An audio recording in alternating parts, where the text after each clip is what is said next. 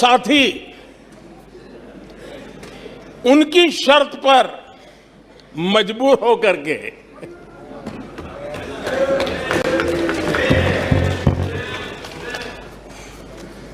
और इस अविश्वास पर प्रस्ताव पर भी आपने कैसी चर्चा की? और तो मैं तो देख रहा हूं सोशल मीडिया में आपके दरबारी भी बहुत दुखी है। ये हाल है आपका। और अध्यक्ष जी देखिए, मजा है इस डिबेट का कि फील्डिंग विपक्ष ने ऑर्गेनाइज की, लेकिन चौके छक्के यहीं से लगे।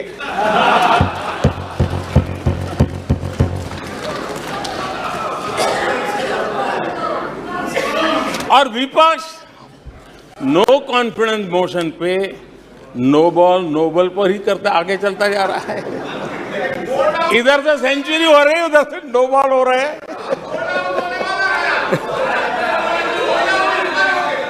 अध्यक्ष जी, मैं हमारे विपक्ष के साथियों से यही कहूंगा कि आप तैयारी करके क्यों नहीं आते जी?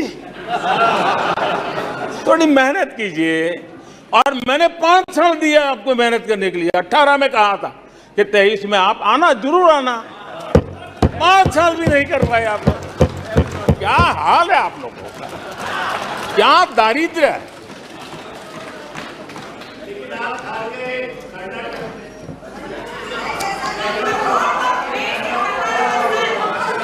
आदरणीय अध्यक्ष जी,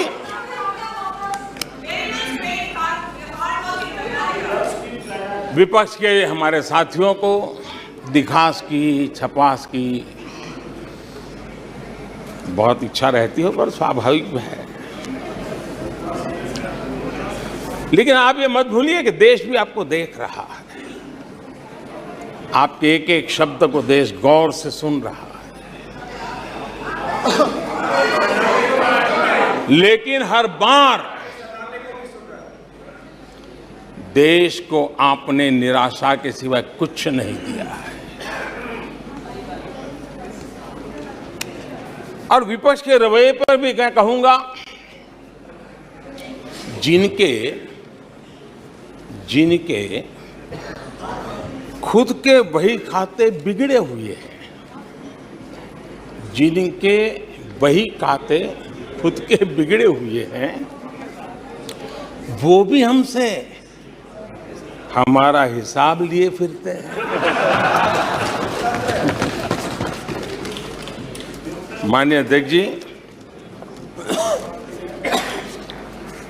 इस अविश्वास प्रस्ताव में कुछ चीजें तो ऐसी विचित्र नजर आई जो न पहले कभी सुना है, न देखा है, न कभी कल्पना की है।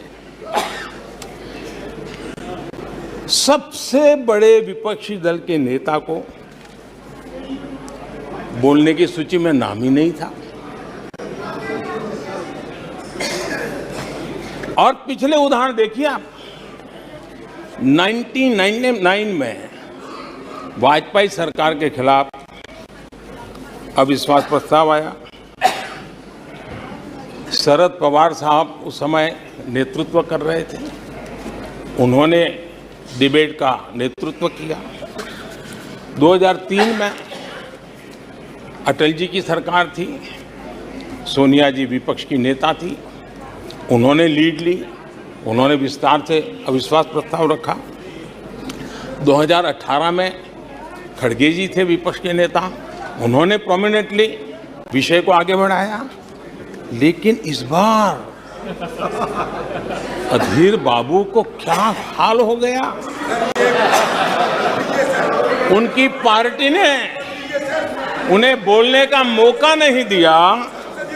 ये तो कल अमित भाई ने बहुत जिम्मेवारी के साथ कहा कि भाई अच्छा नहीं लग रहा है, और आपकी उदारता थी कि उनका समय समाप्त हो गया था, तो भी आपने उनको आज मौका दिया। लेकिन गुड़ का गोबर कैसे करना, उसमें ये माहिर है।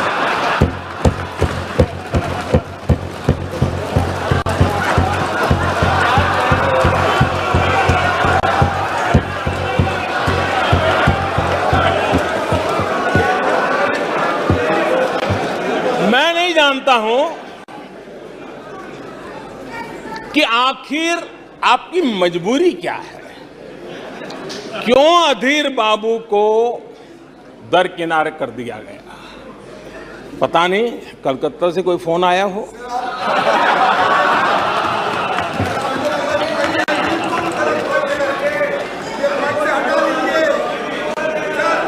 और कांग्रेस बार बार उनका अपमान करती है। कभी चुनावों के नाम पर उन्हें अस्थायी रूप से फ्लोर लीडर से हटा देते हैं। बिट्टू जी,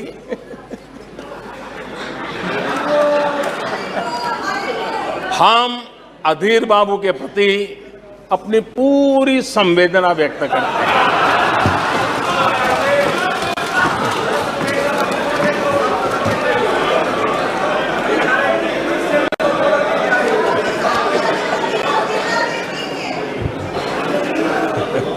सूरज जी जरा जोर से हंस लीजिए।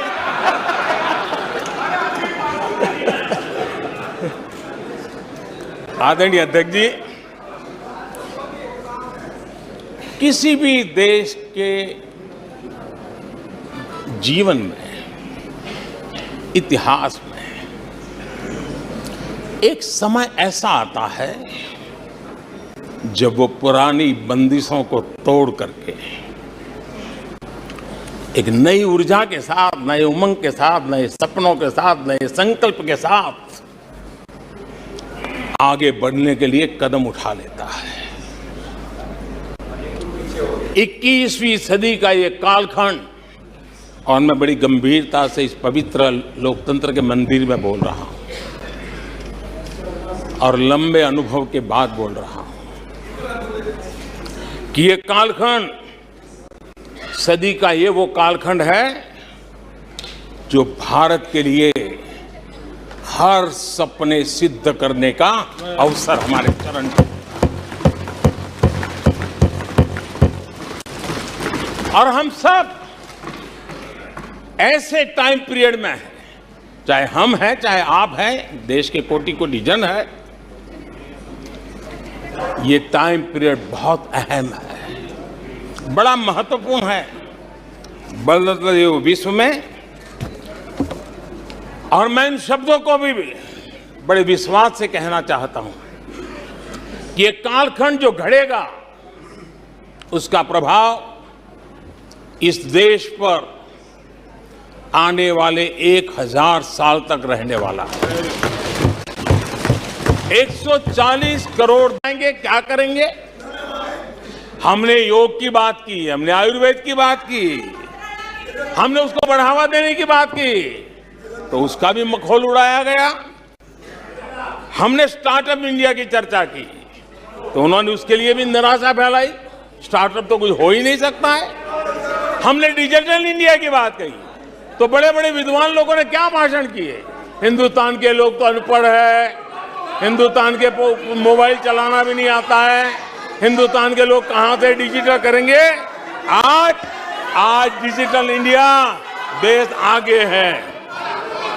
हमने मेक इन इंडिया की बात कही, जहां गए वहां मेक इन इंडिया का मजाक उड़ाया, जहां गए वहां मेक इन इंडिया का मजाक उड़ाया। आदरणीय अध्यक्ष जी,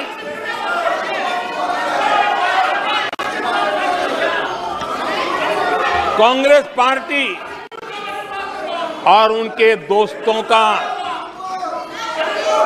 इतिहास रहा है कि उन्हें भारत पर, भारत के सामर्थ्य पर कभी भी भरोसा नहीं रहा है। भाषण पूरा नहीं हुआ, आदरणीय अध्यक्ष जी, और ये विश्वास किस पर करते थे? मैं जरा आज सदन को याद दिलाना चाहता हूं। पाकिस्तान सीमा पर हमले करता था, हमारे यहां आए दिन आतंकवादी भेजा जाता था, और उसके बाद पाकिस्तान हाथ ऊपर करके मुकर जाता था, भाग जाता था, बोले हमारी तो कोई जिम्मेवारी नहीं है। कोई जिम्मा लेने को तैयार नहीं होता था। और इनका पाकिस्तान से ऐसा प्रेम था कि वो तुरंत पाकिस्तान की बातों पर विश्वास कर लेते थे। पाकिस्तान कहता था कि आतंकी हमले होते रहेंगे और बातचीत भी होती रहेगी। इन्हें यहां तक कहते हुए पाकिस्तान कह रहा है तो सही कहता होगा, ये इनकी सोच रही है। कश्मीर आतंकवाद की आग में दिन रात सुलग रहा था, जलता था, लेकिन कांग्रेस सरकार का काम कश्मीर के आम नागरिकों पर विश्वास नहीं था। वे विश्वास करते थे हुर्रियत पर, वे विश्वास करते थे अलगाववादियों के पर, वे विश्वास उन लोगों पर करते थे जो पाकिस्तान का झंडा लेकर के चलते थे। भारत ने आतंकवाद पर सर्जिकल स्ट्राइक किया, भारत ने एयर स्ट्राइक किया। इनको भारत की सेना पर भरोसा नहीं था, उनको दुश्मन के दावों पर भरोसा था। ये इनकी प्रवृत्ति थी। अध्यक्ष महोदय, आज दुनिया में कोई भी भारत के लिए अपशब्द बोलता है तो इन्हें उस पर तुरंत विश्वास हो जाता है, तुरंत उसको कैच कर लेते हैं। ऐसा मैग्नेटिक पावर है कि भारत खिलाफ हर चीजें वो तुरंत पकड़ लेते हैं। जैसे कोई विदेशी एजेंसी कहती है कि भूखमरी का सामना कर रहा कई देश भारत से बेहतर है, ऐसा झूठी बात आएगी तो भी पकड़ लेते और हिंदुस्तान में प्रचार करना शुरू कर देते, प्रेस कॉन्फ्रेंस कर देते हैं। भारत को बदनाम करने में क्या मजा आता है। दुनिया में कोई भी ऐसी व्यक्ति की बातों को मिट्टी के ढेले जैसी जिसकी कीमत ना हो, ऐसी बातों को तवज्जो देना ये कांग्रेस की फितरत रही है। और तुरंत उसका भारत में एम्पलीफाई करना, प्रचार करना, पूरी कोशिश टीम लग जाती है। कोरोना में की महामारी आई, भारत के वैज्ञानिकों ने मेड इन इंडिया वैक्सीन बनाया। उन्हें भारत के वैक्सीन पर भरोसा नहीं, उनको भारत के वैक्सीन पर भरोसा नहीं, विदेशी वैक्सीन पर भरोसा, ये इनकी सोच रही। आदरणीय अध्यक्ष जी,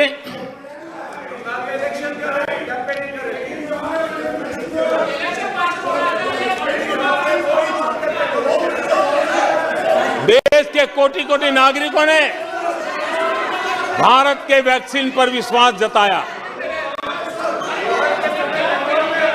इनको भारत के सामर्थ्य पर विश्वास नहीं है, इनको भारत के लोगों पर विश्वास नहीं है। लेकिन इस सदन को मैं बताना चाहता हूं, इस देश का भी, भारत के लोगों का कांग्रेस के प्रति नो कॉन्फिडेंस का भाव बहुत गहरा है। कांग्रेस के प्रति नो कॉन्फिडेंस का भाव बहुत गहरा है भारत के लोगों में। कांग्रेस अपने घमंड से इतनी चूर हो गई है, इतनी भर गई है कि उसको जमीन दिखाई तक देती नहीं है। आदरणीय अध्यक्ष जी, देश के कई हिस्सों में कांग्रेस को जीत दर्ज करने में अनेक दशक लग गए हैं। तमिलनाडु में कांग्रेस की आखिरी बार 1962 में जीत हुई थी।